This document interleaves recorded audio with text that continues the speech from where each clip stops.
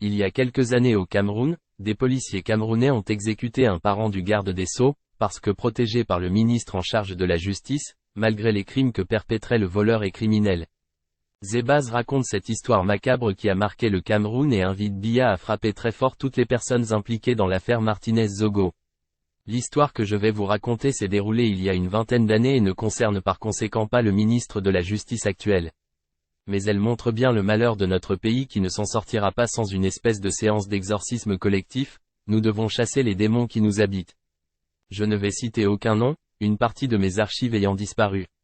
Mais les initiés, les protagonistes de cette terrible affaire se la rappelleront. Il est environ 7 heures du matin, deux jeunes de bonne famille se présentent devant un des immeubles du défunt milliardaire Sopo Priso où mon journal, l'annonceur, est installé. Cet immeuble est situé au boulevard de la Liberté à Akwa, Douala, à environ 100 mètres d'une agence Bissec. Ces deux jeunes s'impatientent et personne ne prête vraiment attention à leur manège. 7h30 à quelque chose près, des coups de feu éclatent dans une bijouterie de luxe située un peu plus bas. Des braqueurs viennent de frapper en emportant un important butin et surtout, en laissant une ou deux victimes sur le carreau. Un parent du garde des Sceaux. C'est l'émoi dans tout Akwa. Mes journalistes se lancent dans l'enquête et ils trouvent des policiers très en colère car, ils connaissent très bien ce mode opératoire.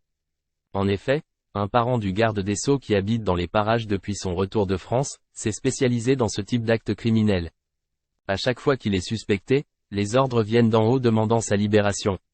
La vengeance des policiers. Alors un jour, une fois le jour tombé, des policiers armés jusqu'aux dents frappent à la barrière de ce jeune homme qu'ils suspectent dans l'affaire précitée.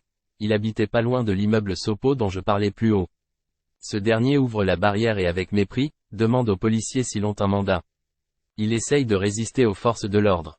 Face à cette attitude, un policier lui tire une balle dans une jambe, les autres s'acharnent sur lui et lorsqu'il quitte les lieux, il laisse un cadavre sur le sol. Le lendemain, lorsque l'affaire est connue, nous dressons un parallèle entre les deux jeunes hommes vus le jour de l'attaque et le cambriolage meurtrier de la bijouterie.